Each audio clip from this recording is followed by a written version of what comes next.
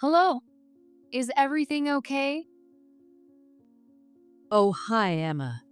Sorry to bother you, but could you come over to the bakery on First Street?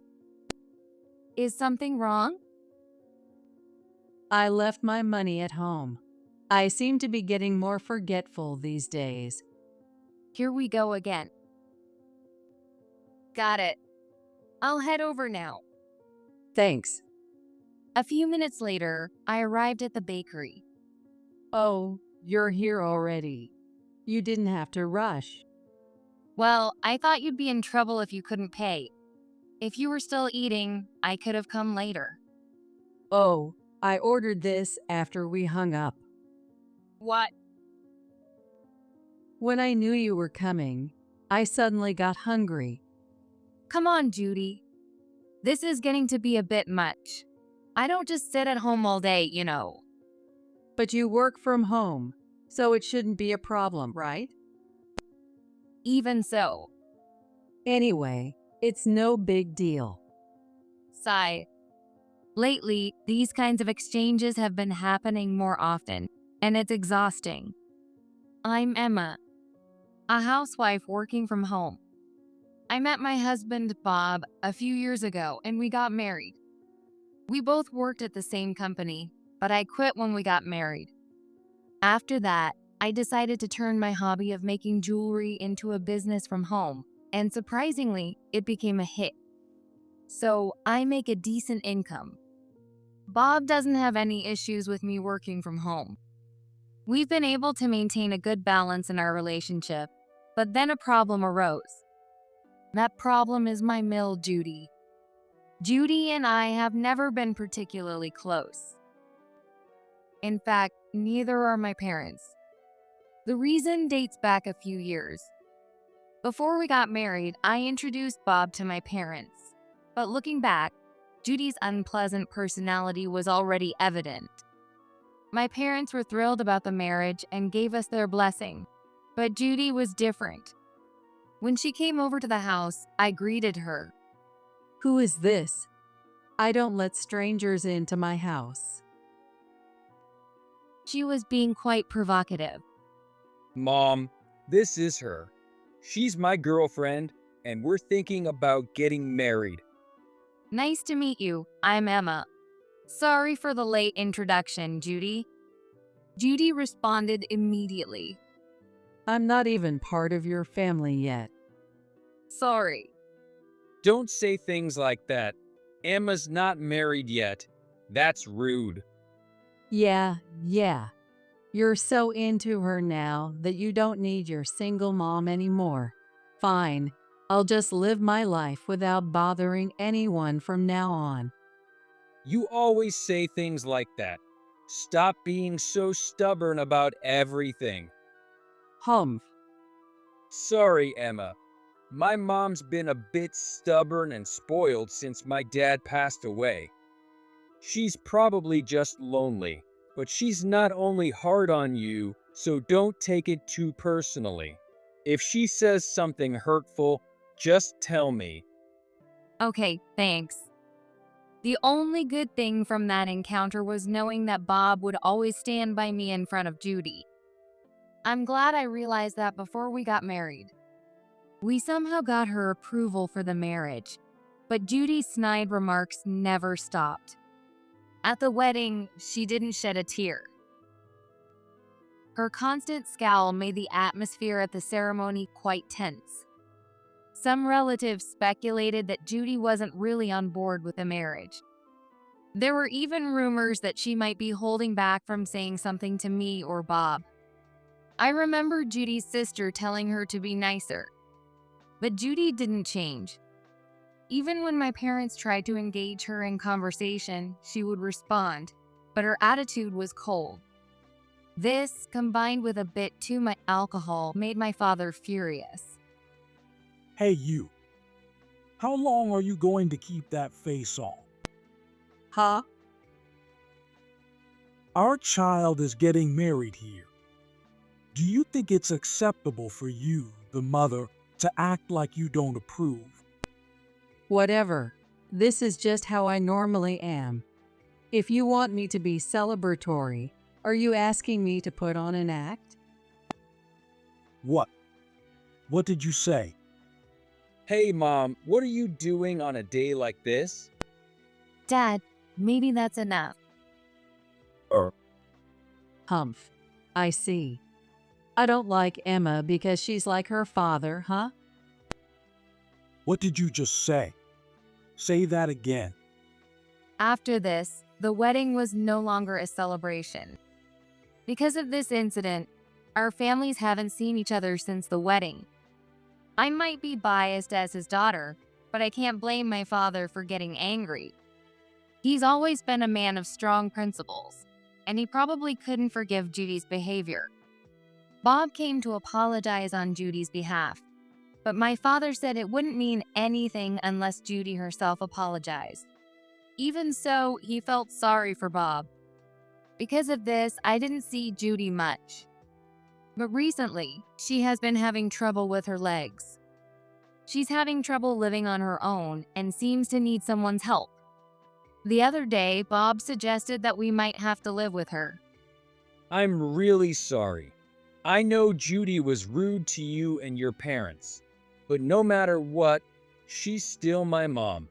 I can't just abandon her and go on living a normal life. If I did, I'd be nothing but a lowlife.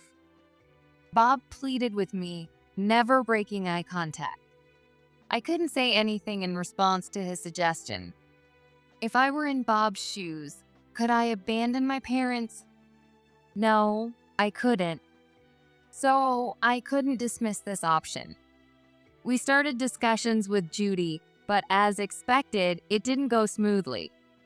So you're saying I have to rely on her? Please, Mom, you need to show a little more respect to Emma. You're the one asking her for help. Humph. Sorry, Emma. No, it's okay. Judy, you might think of me as a nuisance, but let's try to work together, okay? Just don't drag me down. Judy's sharp words only increased my frustration. Honestly, it felt like dealing with a constant stream of complaints. But I endured it all for Bob's sake. That's what kept me going through all the unfairness. And now, here we are. Judy stopped making snide comments, and our conversations have increased a lot compared to before. I was secretly pleased, thinking my efforts had finally paid off. Bob also thanked me for putting up with her. But recently, Judy has started changing again. She's been forgetting her money more often when going out to eat with friends or on trips. A few days ago, when she was on a trip, while I was preparing dinner, Judy called me. "Hello, Judy. What's the matter?" Hi. It's a big problem. I think I lost my money. "What? Where?" I'm not sure, but I might have dropped it when we stopped at a rest area. That sounds tough. Can you go look for it? What? If someone picked it up, what would we do? Just hurry and find it for me. With that, Judy hung up. I had no choice but to go to the rest area she mentioned. It took about an hour to get there from home, and I searched the place thoroughly, but I couldn't find her wallet or even a trace of money. Come to think of it, did Judy report the loss to the police? I was curious, so I quickly called her back.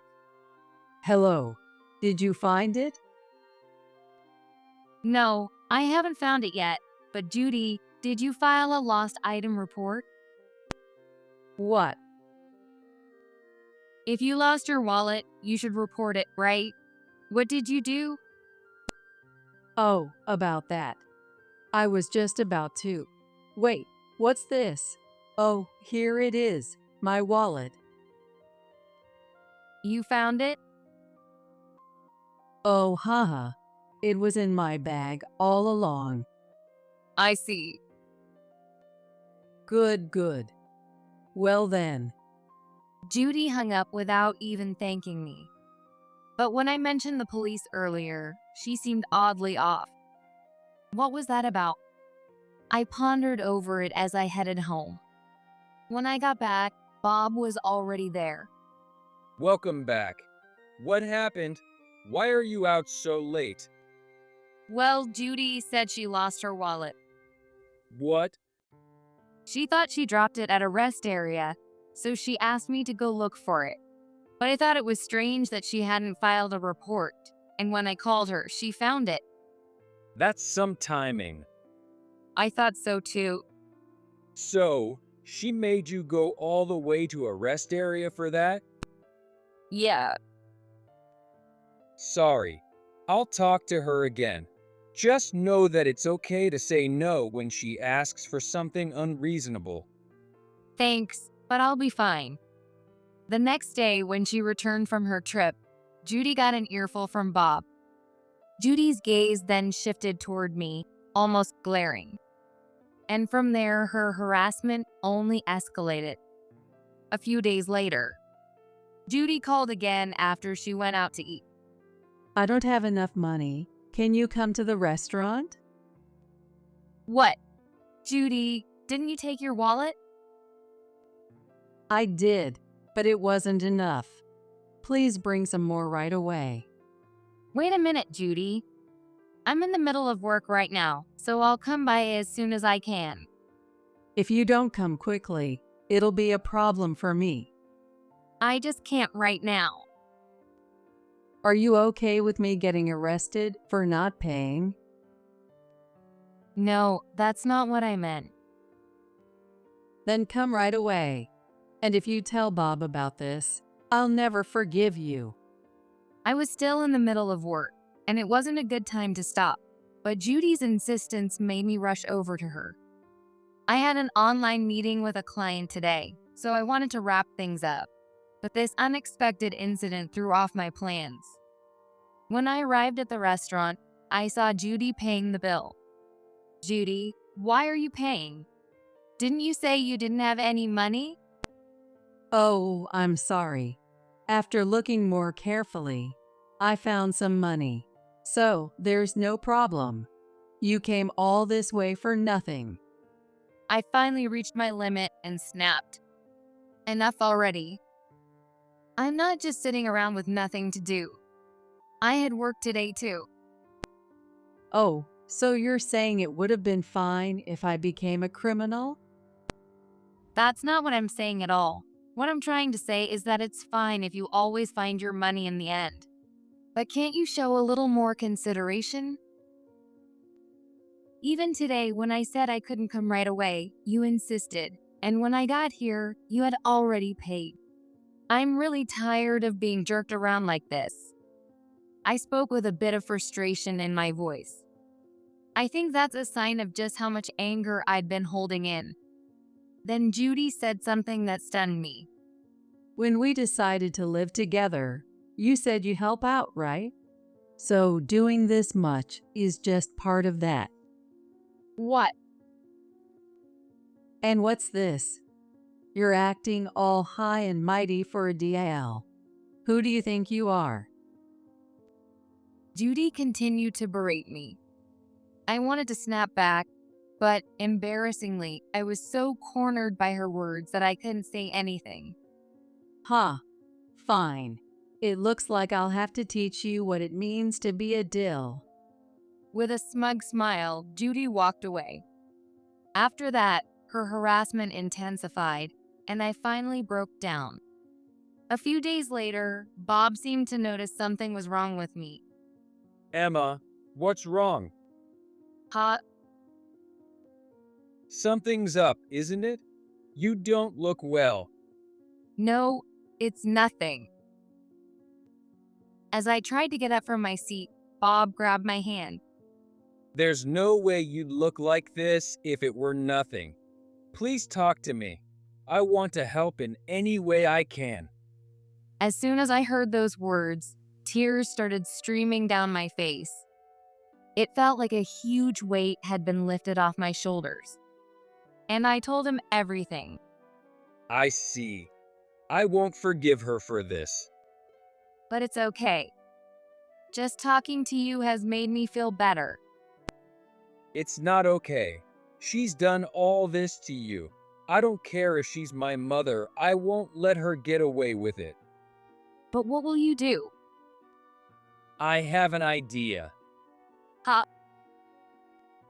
A few days later, it was Bob's birthday. We decided to celebrate it at a restaurant. We had discussed where to go, and I had informed Judy of the plan. For some reason, Judy left the house earlier and said she'd meet us at the restaurant later. As I waited at the meeting place, Judy called me. Hello, Judy. Where are you right now? Where? That's what I want to ask you. What? Where are you two? I'm already eating here. Eating? By the way, what are you eating? I'm eating steak. What? Why are you so surprised? You'll get to eat it later anyway, so it's fine. Oh, and by the way, I didn't bring any money today. Okay. You had a lot to say last time, so I went ahead and ordered a bunch of steak. If you pay for it, I'll let this whole thing slide. Judy was laughing loudly on the other end of the line. As I struggled to respond, Bob took the phone from me. Mom, hurry up. You're already late. Bob, what are you talking about? The restaurant you mentioned is this steakhouse, right? What else could it be? What are you talking about? We're going to a French restaurant today. What? But I'm sure you said the name of this place. Oh, you must have gotten mixed up. The restaurant we're going to and this steakhouse have the same name. What? You probably didn't catch that since it was all verbal, but this is what happens when you don't listen. And eating before we arrive? That's just plain rude. What am I supposed to do? I've already ordered a lot of food. I don't know. No one said anything about steak, and you wouldn't be in this mess if you hadn't eaten early. Let me talk to Emma. Yes. What is it? You're the D, right? Come over here right now and pay. I really don't have any money today. What do you mean by today? Oh, well, I mean, Judy, you'll find the money, just like always. I'm sure you'll come across some cash without me coming to the restaurant. So just look a little harder. wait a minute. Goodbye. I want to spend my birthday with people I care about. Anyone who tries to hurt what's important to me isn't welcome today. No way. And that's how this incident came to an end.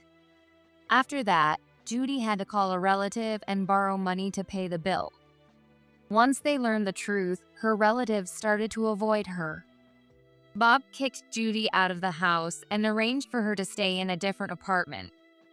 Of course, Judy had to pay for it herself. Judy came to apologize to me, but Bob turned her away. If you're just going to do the same thing again, you might as well leave. I don't know what the future holds with Judy. But for now, I just want to focus on my life with Bob and our soon-to-be-born child.